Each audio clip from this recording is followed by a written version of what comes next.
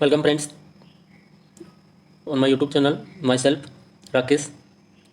आज हम डिस्कस करने जा रहे हैं JVVNL टेक्निकल हेल्पर 2018 के जो भी पेपर्स हुए हैं 18 शिफ्ट्स में, तो उनके जो पर डेज और पर शिफ्ट एनालिसिस हम करने जा रहे हैं। तो आज आपके सामने हम लेकर आया हूँ 23/8/2018 का शिफ्ट ए यानी फर्स्ट शिफ्ट का पेपर 1। इसमें हम ट्रांसफार्मर के टॉपिक वाइज क्वेश्चन डिस्कस करने जा रहे हैं। तो क्वेश्चन नंबर 1 जो 90 से है आपका, तो इसको आप यहाँ देख पा रहे हो स्क्रीन पे। क्वेश्चन नंबर 90, स्कॉट संयोजन में टीजर के आर पार वोल्टता स्पेस द्वारा मुख्य आपूर्ति को बढ़ाती है। देखिए, ट्रांसफार्मर के काफ़ी सारे कनेक्शंस होते हैं, तो जिनमें मैं आपको बताना चाह रहा हूँ, जैसे delta star, star delta, delta delta और स्टार स्टार।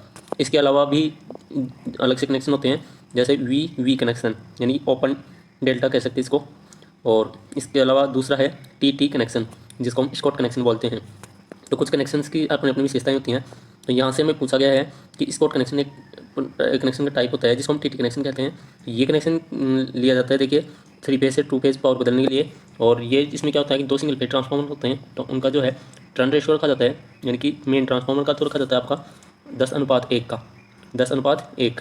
दूसरा जो है होता है आपका टीजे ट्रांसफार्मर, जो उसके साथ में लगता है, उसका रखा जाता है आपका 8.66:1, यानी कि जैसे मेन ट्रांसफार्मर जो है उसका रेशियो रखते हैं हम 1, तो टीजर का रखा जाता है 1/√3। तो इसके बारे में डिटेल से देखने के लिए ट्रांसफार्मर के कनेक्शंस हैं, वो वाला वीडियो आप देख सकते हो। तो यहाँ पे इनमें पूछा गया है कि स्कॉट कनेक्शन में टीजर के आर पार जो वोल्टेज दी है वो मुख्य आपूर्ति से कितना डिग्री पीछे होती है।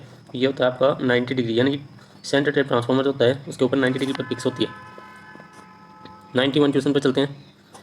यहाँ 91 है, संतुलित परिचालन के लिए टीजे ट्रांसफार्मर को खालिस्तान फेरे की आवश्यकता होती है। अब यहाँ पे टीजे ट्रांसफार्मर के टर्न्स पूछे गए हैं, तो टर्न्स वही आएंगे। अगर मेन ट्रांसफार्मर के पूछे तो यहाँ से आता है ऑप्शन 10:1, और अगर टीजर का पूछते हैं तो 0.866:1। या ऐसा भी लिख सकते हैं कि मेन ट्रांसफार्मर का जो टर्न्स रेशियो है वो अगर आता होगा आपका 1, तो यहाँ से टीजर का आएगा 1/√3, यानी कि आपका सिंपल ये आ जाएगा। यहाँ पे टीजर के टर्म्स हैं 0.866:1। ऑप्शन नंबर ई यहाँ सही है। 92, 3 कला परिणामित्र के डेल्टा स्टार संयोजन की स्थिति में प्राथमिक लाइन वोल्टता के सापेक्ष द्वितीयक लाइन वोल्टता है। देखिए, 3 फेज ट्रांसफार्मर का डेल्टा स्टार कनेक्शन आपसे पूछा गया है।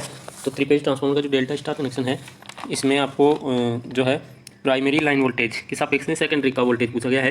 तो डेल्टा स्टार में देखिए, प्राइमरी तो डेल्टा में होती है और सेकेंडरी स्टार में जुड़ी होती है, और इसका स्टार पॉइंट अर्थ भी किया जाता है। तो प्राइमरी का जो फेज वोल्टेज है और सेकेंडरी का जो फेज वोल्टेज है, इन दोनों में जो है 30 डिग्री का अंतर रखा जाता है, यानी 30 डिग्री का अंतर होता है। तो यही आपसे पूछा गया है, यहाँ पे 30 डिग्री लीडिंग, ये आपका ऑप्शन इसमें आएगा, ठीक है।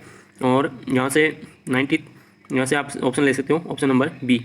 अब जो है 93 क्वेश्चन, डेल्टा स्टार कनेक्शन के निम्न में से क्या लाभ हैं। देखिए, डेल्टा स्टार के एडवांटेज पूछे गए हैं। तो डेल्टा स्टार के एडवांटेज वही है कि इसमें देखिए, मेनली मैं बता देना चाहता हूँ, पावर ट्रांसफार्मर स्टेप डाउन करने के लिए लिया जाता है, और इसमें स्टार साइड को एचटी लेने पर इंसुलेशन की बचत हो जाती है। तो डेल्टा स्टार का जो कनेक्शन है ये आपका यानी कि ये आपका इसमें ऑप्शन में ए में है। देखिए, द्वितीय वोल्टेज का कोई विरूपण नहीं होता है, यानी कि सेकंड वोल्टेज का कोई डिस्टॉर्शन नहीं होता है इस तरह से। दूसरा है कि दीर्घ असंतुलित भार को संभालता है, यानी कि इसमें हम लोड हैवी लोड डाल सकते हैं। तीसरा है कि 3 फेज 4 वायर प्रणाली को प्रयोग करता है। ये तो आपको पता ही है कि एक साइड में प्राइमरी डेल्टा में होती है और सेकेंडरी आपकी स्टार में होती है। तो ये स्टार में जो है 3 फेज 4 तार प्रणाली को प्रयुक्त करता है, ठीक है। डी है आपका प्राथमिक पक्ष अनुप्रस्थ काट कम आवश्यक होता है, यानी कि प्राइमरी का जो है यानी कि जितना एच टी आप प्राइमरी को रख रहे हैं, तो वहाँ पे कॉपर कंडक्टर साइज जो है, यानी कंडक्टर साइज हाई वोल्टेज में कम चाहिए और लो वोल्टेज साइज ज़्यादा चाहिए। तो ये सारे एडवांटेज सीखे हैं, तो डेल्टा स्टार कनेक्शन के सारे एडवांटेज हैं यहाँ पे, ठीक है। तो ऑप्शन ई।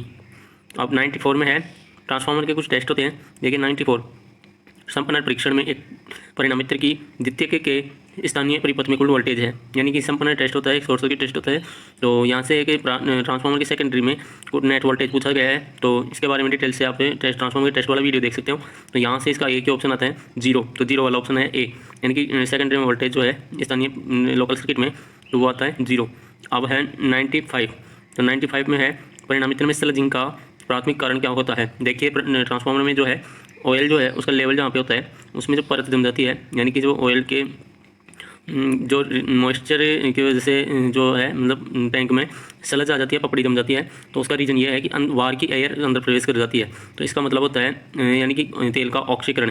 तो यहाँ से यह है इसमें यानी कि स्लजिंग का जो है सबसे मुख्य कारण आपसे पूछा गया है। तो ये देखिए, तेल में उपस्थित नमी की तो नमी तो जो है सिलिका जेल ब्रीदर होता है वो सोख लेता है, तो नमी तो ऑप्शन आएगा नहीं। टंकी के अंदर उपस्थित धूलकण का भी कोई सेंस नहीं है, तो यहाँ से सिंपल ही है तेल का ऑक्सीकरण, वाष्पीकरण भी यहाँ इंपॉर्टेंट नहीं है। तो ऑप्शन 95 का है सी। 96, निम्न में से कौन से परीक्षणों को दो समान परिणामित्रों की आवश्यकता होती है। देखिए यहाँ पे दो टेस्ट मतलब कि पैरेलल ऑपरेशन ऑफ ट्रांसफार्मर में हम देखते हैं, तो यहाँ से जो है बैक टू बैक सर्किट है, ओपन सर्किट है, शॉर्ट सर्किट है, और ए और बी दोनों हैं या ए और सी दोनों। तो ओपन सर्किट में एक ही ट्रांसफार्मर चाहिए, शॉर्ट सर्किट में भी एक ही ट्रांसफार्मर चाहिए, तो यानी कि हमें पैरेलल ऑपरेशन के लिए दो ट्रांसफार्मर चाहिए, उन्हीं का बोला जाता है बैक टू बैक सर्किट। ठीक है, तो बैक टू बैक सर्किट में दो ट्रांसफार्मर की आवश्यकता होती है। 96 का ऑप्शन है ए। अब चलते हैं 97 पे।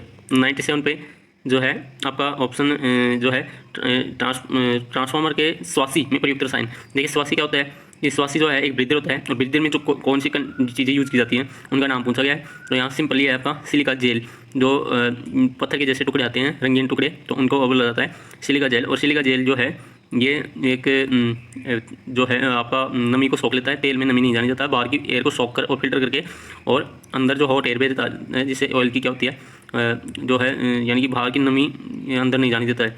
ये सिलिका जेल का मेन काम है। तो अगर ट्रांसफार्मर को जो है स्वास्थ्य चाहिए तो उसमें हॉट एयर अंदर जाती है, तो इस तरह से ब्रीदर काम करता है। और सिलिका जेल का जो कलर होता है वो फर्स्ट टाइम तो होता है आपका फ्रेश सिलिका जेल का ब्लू, और जब आपकी सिलिका जेल जो है आपके यूज हो जाती है तो उस टाइम हो जाता है इसका पिंक यानी कि गुलाबी। 98 का है परिणामित्र पर लघु परिपथन परीक्षण के दौरान लो हानि नगण्य होती है, यानी कि अगर ट्रांसफार्मर पर शॉर्ट सर्किट किया जाता है तो आयरन लॉसेस आर नेग्लिजिबल। तो इसका रीजन है यही है कि आपके ट्रांसफार्मर के जो है यानी कि आयरन लॉसेस नेग्लिजिबल इसलिए होते हैं कि आयरन लॉसेस जो होते हैं वो प्राइमरी साइड में काउंट किए जाते हैं, क्योंकि अगर हम सेकेंडरी साइड पे अगर टेस्ट कर रहे हैं तो यहाँ पे कॉपर लॉसेस काउंट किए जाएंगे, तो आपको लो हानि नगण्य होती है। इसका रीजन यह है कि प्राइमरी पर आपका लोड बहुत ही, प्राइमरी पे जो करंट है वो बहुत ही कम है, तो करंट कम इसलिए है कि वो आपका अप्लाई वोल्टेज है वो बहुत ही कम होता है। इसका ऑप्शन यहाँ पे आएगा 98 का सी। ठीक है, तो यहाँ से आप इस तरह से आज के वीडियो में ये सारे क्वेश्चन हमने देखे हैं। तो इस तरह से लगातार मेरे चैनल पर कंटेंट पाने के लिए आप इस चैनल को सब्सक्राइब जरूर करें, और इस तरह से हम JBB की नेक्स्ट सीरीज भी लेकर आएंगे। तो आज के लिए इतना ही, धन्यवाद।